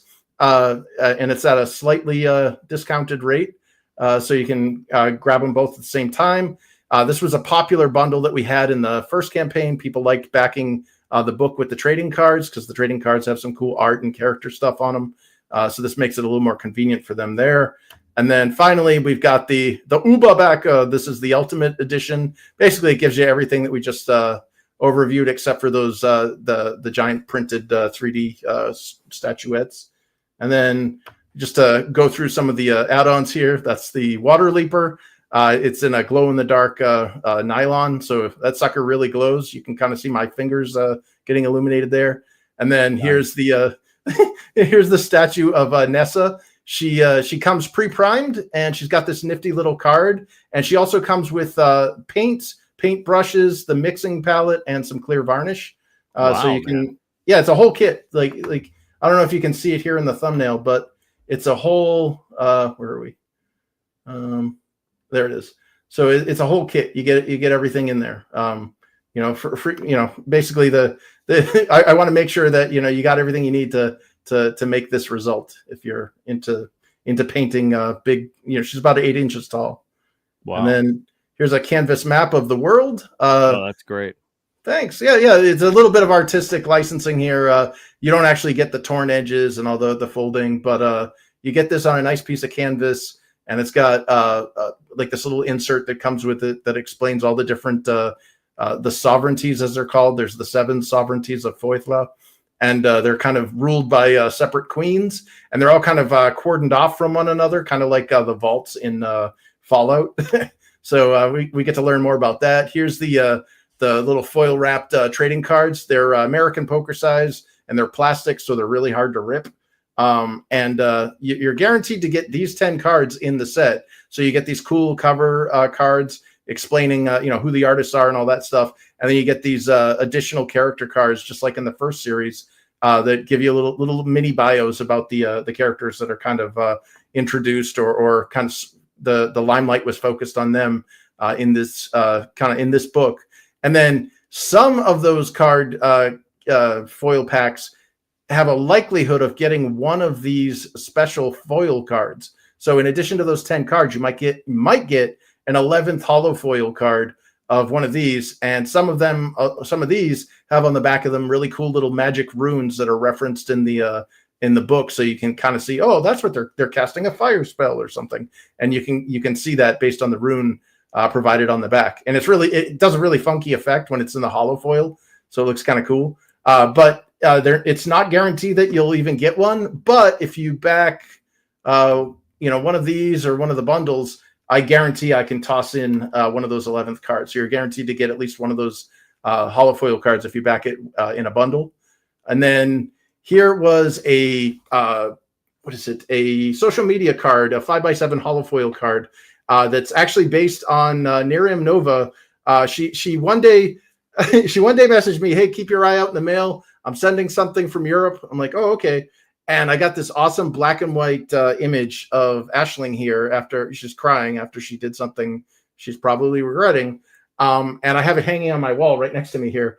And I liked it so much that I scanned it in, colored it, and then put it on the holofoil card.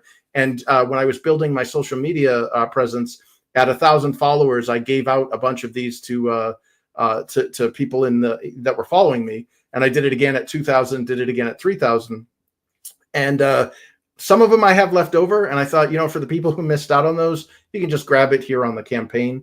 And then, here are those magnets that I was talking about earlier. I thought I had telekinesis when I was assembling these things. Those rare earth magnets are so strong that they were moving things like 6 feet away. And I'm not being hyperbolic. They were really doing that. I was like, whoa. Wow. Yeah. I had one, like when I first was experimenting with the magnets, I actually had to downgrade them because I had this, I got a bunch of extra prints of the logo. And as I was moving it to the refrigerator, it snapped the acrylic to adhere to the refrigerator and then exploded on the refrigerator. So it looked like there was this like bullet slug on. I'm like, yeah, that's gonna kill someone. So I had to downgrade the rare earth magnets from that. I'm like, I don't think people are gonna make a large Hedron collider with my little elf figures. But yeah, and then here's this was kind of based off of the one of the items in the story, this Book of Dragons. It's a store folio, and I ended up getting some vinyl adhesives, and I printed out the map, and I got this cool little Sephiroth reference from one of the characters, and ironed them into the box. Yeah, when you close it, it looks just like the first collector's box that I had on the first campaign. So yeah, this one's a little more durable. It's got a nice magnet clasp, and it can hold all of your books. So if you get the Ultimate Bundle, which it's only available on, you can basically carry everything in it. Yeah, this is great. Oh, thanks. Yeah. Corey says alternate art that broke my brain for a minute, but that's a different level of ambitious experimentation. Yeah, man. Yeah, like I said, like I got feedback, and I'm trying to improve on that feedback, and I'm presenting it to customers, to the backers. It's like, which one do you want more of? And whichever one of the three gets the most backing, that's the direction we're going to go with the rest of the series. And it's completely democratic. I'm not telling the customer what they want. The customer tells me. So that's what I'm hoping that experiment will prove, because I will not be doing alternate art editions on the next campaign. Oh yeah, that's brutal. That's brutal. Sheldon says, keep these magnets away from your TV. I wonder how the post office is going to handle those magnets. Like that's I know, setting something off. Well, so before the campaign started, I held a couple of contests and sent everything out as far and wide as I could to lucky people that were following me. And so far, everything has gotten through, including the magnets. I haven't had anybody. In fact, the Nicotine FISK, I believe, the artist that did the sprite work for the characters, I believe he lives in Europe, and it was able to go international without like exploding in some like postal service like X-ray machine or something. Holy smokes! Yeah. So just to go back on, we've got some legacy, some leftover stuff from the previous campaign. So there's limited quantities of this. You can always just go on Amazon, check it out. Boom, go to Amazon, and you can get the retail version of Infinitel Chronicles #1 for relatively, I tried to get the price as low as I could, but those margins are paper thin. But what I have here is from the first campaign. This is the first printing, so there's little bits of edits, little differences here and there. But this is the OG version. Unfortunately, there was a standard edition and 2 variant covers, and the standard edition has sold out, and it will never be reprinted. It's gone. So if you got the standard edition cover, that's a collector's item, man. Wow. We're not printing that, but we do have some a Michelle Hefner variant cover and a Genzo Man here variant cover left over from the first campaign. If you're still interested in grabbing the version 1.0. And speaking of shipping, oh God, here's a 19 by 27 inch poster, and again, anti poster folder here, so it comes in a nice rigid tube. Unfortunately, I learned this the hard way on the first campaign. I cannot ship this internationally because I cannot in good conscience charge people what they are charging me for shipping, because it's a non-standard sized box and it's non-stackable. So they start jacking that price up. Yeah. Like, yeah, nope. So that's America only. Sorry. And then here are some of the stretch goals from the first campaign that are now available for add-ons in this campaign. So in the first campaign, we had a stretch goal where we gave away a free 4-inch acrylic standee of Kalen, who is our male hero in this ensemble cast in the first generation. And he went like hotcakes. Everybody liked him. Everybody got him for free. And then when I went to comic convention last year in September, I got a couple of sales of the remainders of those Kalen ones. But I did, during the in demand, also print an Aisling standee here, so we get the actual queen herself. And I got some left over, but yeah, they are in limited quantities. And these were originally given out for free as a free stretch goal bonus. But now, yeah, you can actually kind of buy them as add-ons if you're interested in acrylic standees. And the same goes for this 5x7 hollow foil card by M.R. Gunn Art. This was originally another free stretch goal, part of the Founders Pack.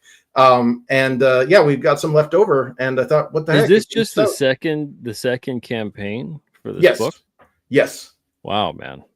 Yeah, yeah, we got some stuff. And yeah, here's just to show you, I already have the books printed. They're in my, these are physical copies. You're not going to have to wait months and years to get your book. The books are already, sent to the printers. The ones that I guess I have a certain quantity of them. If I exceed that quantity, then yes, I will have to wait for that next batch to come from the printer. But this is to assure you as a backer, I'm not selling you an idea. We actually have the book. So, because I'm an unproven creator, I have to kind of put that, that little asterisk that says, hey, you're actually going to get this. I'm not going to be, I'm not a fly by night guy, and I'm not well established. I don't have a brand. I don't have like a whole bunch of books under my belt. It's literally just this one and the first one. So this is to assure backers I'm not a fly by night kind of guy. How many pages in issue 1 and issue 2? So book 1 is 54 full color pages. Book 2, this one and this one are each 120 pages each. Oh, wow. So yeah, 120 pages full color. And then the manga is 180 pages full color. What's the pricing on here? So let's see. Digital is $5 each. If you back all 3 digital editions, you can get it for $12. The manga, the 180 page black and white manga, Jumoko no Taisen Volume 1, is $10. The bundle is $14. The standard edition without any frills is $20 plus shipping. And same with the alternate art. They're both $20. And you can also get those with the little card bundles at $24 each. Wow. And that's a 100-something page book? Yep. Fantastic, man. Hell yeah. Yeah, I want to get, in these crappy economic times, I want to give the biggest bang for the buck I can. And then here's where it gets really exciting, though. We reached these 3 stretch goals. All 3 of these are unlocked. So that means that everybody that's backed a physical book, limit 1 per customer or 1 per backer, you get this cool Spot UV double-sided bookmark that has on the front this cool painting of Queen Aisling. And then on the back, it's got the little decoder of the language of the dragons, which is kind of like the be sure to drink your Ovaltine kind of thing. It's referenced in the stories. You don't need the decoder. You can, totally understand the story. It's like R2-D2 or Chewbacca. It kind of goes in the story, and you don't miss it if you don't know what they're saying. But it's kind of a nice little perk if you can translate it. So we provide that in the bookmark. And then at 3,000, we ended up unlocking this baby. This is a free. If you backed the digital edition, you will get this as a digital PDF as well. If you backed the physical books, you will get a physical book of this. And it is a free first chapter, 40 pages, black and white of book 3. So, yeah. And just to show you that it is indeed done, where are we? There we are. So this was done by Nerium Nova. The 2 of us worked on this for about a year. And this is basically her art style that we'll be incorporating into whichever of those 3 styles that we had mentioned in the 3 editions previously. Whichever one wins, that's the direction we're going to go. So if this is just like a black, if the manga wins, we can keep it black and white, and we can basically reorganize the panels the way that we've set this up. We can actually move this stuff around. It's not all flattened. So yeah. And again, this is just the first chapter preview of book 1. Oh, I'm sorry, book 3. And yeah, that's free for everybody, man. You get the digital one like this, you just hit that little download, or you get the physical book that comes with your physical backed perk. And then finally, hallelujah, we unlocked the 3rd stretch goal, which is the mini art book Ashcan. And this is a freebie that comes with no extra charge to people who backed any of those finite bundles, like the two book collector's thing with the what do we call it? I'll just show it to you. This guy right up here, the 2-book bundle, with the slipcase, or the ultimate bundle, or one of the card bundles, or one of these retail bundles. You get this nice little art book, and the art book is also done. I ended up, in fact, this afternoon, I ended up getting the proof for this. It's done, man. And it's kind of a behind the scenes. You get to see some cool artwork of the concept arts for the characters. You get to let me just get through some of the cooler stuff. Man, you got a lot here. How many books are you going to be putting out for this series? So we're aiming to do 10 books. That's the War of the Trees saga, is the full 10-book series. And then after the 10 books, we might go into the next series, or if there's enough hype, if there's enough interest in this, I might actually start trying to self-publish or crowdfund the tabletop role-playing game that this was actually built on. So the idea is that the comic books serve as a historical primer into the world, and then the game itself gives you the tools to make your own stories based on it. Okay, so, yeah, that's what this reminds me of. Especially the logo design of this reminds me of something that would have been like a trading card game in like the late 90s, early 2000s. Yeah, check this out. Let me get to the Sheldon says that he's backer 101, or at least thinks that he is. Oh yeah, thanks, man. Some risque stuff. So yeah, this is my, I'm a package designer, product designer. So I don't know if people will like this part of the art book, but this is where I love nerding out. This is product and branding. So here we worked on our original font. Oh, yeah. And then here's the logo for the tabletop role playing game that we've designed. And then here's the logo that we use for the comics. So it's the Chronicles of Infinite Tale. And then, we've got like all of the kind of the concepts that we've run through, all the silhouettes we were designing, and then some of the failed ones that didn't quite make it to the final design. Then we got some of the figures, because again, it's a tabletop role playing game, so you got to have those figures. And then here are the 16-bit sprites. So if you're a fan of like Shining in the Darkness, Shining Force, or any of the Fire Emblem games, these could look kind of familiar in some regards.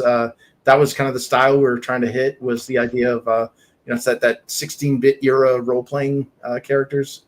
And then here's the map that I made without any of the labels on it.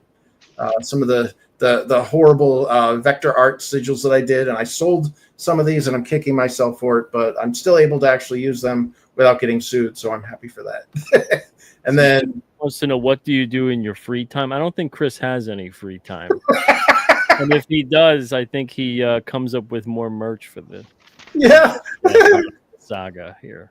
Yeah. So here's some. Here's some interior page stuff. So I just wanted to show. This was the alternate art edition. This is kind of how our back and forth started with the kind of the rough layouts, and we were discussing how that would best get played out on the page from the script. And then here we see over here on the standard edition kind of what goes into the colors. Because Antonio's inks are here at the top from the standard edition, and then we can see how much the colors add to the image, like this reflection of Deirdre here. The eyeballs are a little more like gem-like. Here they're just flat white. So that's kind of LZ are shouldering that. And then here's if you're a fan of Evil Ernie or Ariel Medel, this was his. We didn't end up going this route. But here was some of the pages that he initially worked on that we ended up not using. But so it's an interesting. This would be like the alternate art edition. We ended up not going that route. And then here's some of my old sketches. So this is from back in the 90s. These were characters that I did with a ballpoint pen back in '94, I guess. This was before I kind of lost the use of my hands. I don't have full use of my hands anymore because of peripheral nerve damage. Yay, autoimmune disease. Oh, but yeah, my art days are over, but it's still kind of cool to see, some of the early designs. And here's that fan art that Nerium sent me that I have hanging up on my wall. And then here's my colored version of it that's we ended up using for the holofoil card. Here's some other fan art. Dude, I'll tell you, man, that made my day when Haruka here, he just out of the blue, it's just like, hey, I decided to do Aisling from Infinitale Chronicles, and I'm like, holy crap, man, can I use this? And he's like, yeah, man. I'm like, I'm gonna put it in a book. He's like, okay, so yeah, and we got some other fan art as well. We got Aoife here, another character, and then I was on the studio with the Dawn and Evil Ginger and James D. Lee and Omer and Omer Glitch. So they were doing part of their show format was to like draw a character or something from the comic that was being featured on the show. So they had a very short period of time, and they blasted out these drawings, and I was like, can I put them in the art book? And they said, hell yeah. So here they are. I don't want to show them all, but yeah, there's some, man. We got Galinar, we got Kalen, we've got Duck Bacon's here, and then Romo Art. And then if you're a fan of any of the artists, you can look them up here on the back page. And then boom. And then a sketch that Eduardo from the alternate art edition did of Aisling on the on the back cover. And this white part is actually gold foil. So yeah. Wow. So yeah, that's our Ashcan. I spoiled it all, but hopefully, for the people that are going to be receiving it soon, hopefully it hypes them up a little bit, so they get to see kind of what's coming their way. And yeah, we've got 12 days left. So a little over 2 weeks, and then it's already arts and crafts here at the FISK household. My dining room table is now filled with various slip cases that I'm assembling into, putting into like form and putting the books in there. And then I've got a whole bunch of cards that I've had to crimp the foil for, and it's going to be fun. I'm glad my work was allowing me to take my holiday after everybody else took theirs, because apparently July 4th week is like the week to take your vacation. And I'm like, no, I'll stick around, man, because I got a comic book campaign ending ending at the end of this month, and I kind of want to set aside a solid week to blast out all of these, try to fulfill as much as I can in that period. So that's what I'm doing. I'm champing at the bit now. Yeah, well, I'm blown away, man. There's so much on this campaign. It's a little overwhelming. Oh no. I don't know how you keep track of it all. And I'm not known for having campaigns that don't really have many things available, but I'm looking at this and I'm just like, wow, this is incredible. Thanks, man. Yeah, and if you want to preview, like, say, the first book or whatever, because I don't have a preview of that on the actual campaign page, there's a link to the website at the bottom of the page, and you can just grab the click the little folder, moving book, and bam, here you go, voila, we've got the first book here, and you can flip through it just like the other previews. So yeah. yeah, man. Well, there you go. You want to give a quick refresh before we close it out? Oh yeah, sure. Let's see where we're at. Whoa, 2 backers. There you go. Thank you guys. Yeah, man. Yeah, I hope you guys like this. I mean, it's like I said, it's 30 years in the making. There will be a survey that comes with your digital and or physical edition. So please tell me what you think. That's awesome, man. Well, thank you so much for sharing this campaign. I think you gave a whole rundown through the whole thing, man. Holy smokes. Incredible. Wow. So you got 12 days left. Looks like you were 21 away from 7,000 on the campaign. Yep. Man, fantastic. What did you do on the first campaign? Do you remember off the top of your head in terms of backers? And I believe it was 4,000 something on the, if you don't count in demand. With in demand, I ended up making closer, a little over 8,000. But without in demand, it was like 4,000 something, and it was 111 backers. Oh, okay, wow. So, all right, yeah. So you're on pace to match or exceed. Yeah, man. Are you going in demand with it? So I am going to go into in demand, but only for a short period. I'm only going to do it while I'm fulfilling this stuff. And the idea is, I was talking to Amanda B about it, and she's like, I think you'll get more like the in demand will help because people on social media will start seeing those that are receiving the book. So A, they know the book is actually, it's a real thing. They're going to get it. And B, judging by the reactions of the people that get it, they'll be like, wow, that's like free advertising. So that'll, hopefully boost sales that route. But I don't want to do that permanently because the way that shipping has been screwing us over and the way I have to maintain inventory. And there is a different expectation when you go into in-demand. Yeah. So what I do is I move over to print on demand with Amazon Direct or KDP, Kindle Direct Publishing, and it's completely fire and forget for me. I end up just putting the book on Amazon and then forgetting about it, and then I'll get like a check like every month, like, hey, 10 backers back this month, or no backers, your book sucks, but like, what I mean? Just I like the idea of not having to maintain inventory and that expectation of, well, I backed it in demand, why wasn't it shipped to me immediately?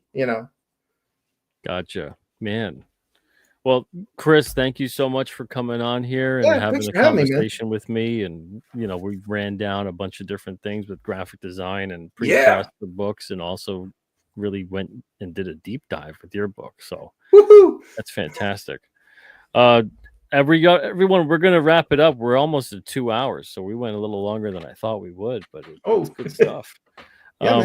Yeah, thank you everybody for being here tonight. Thank you for your questions, your comments, all that great stuff. And Chris, thank you as well. Before we part ways, anywhere you want to direct them or anywhere you want to tell them where to find you? Sure. Comics for Life was asking about a trailer. Yeah, dude, on the campaign page, there's a trailer there. There's also a trailer for the first book on the website. So if you go to the very bottom of the campaign page and you just access the website, you can get that first trailer as well.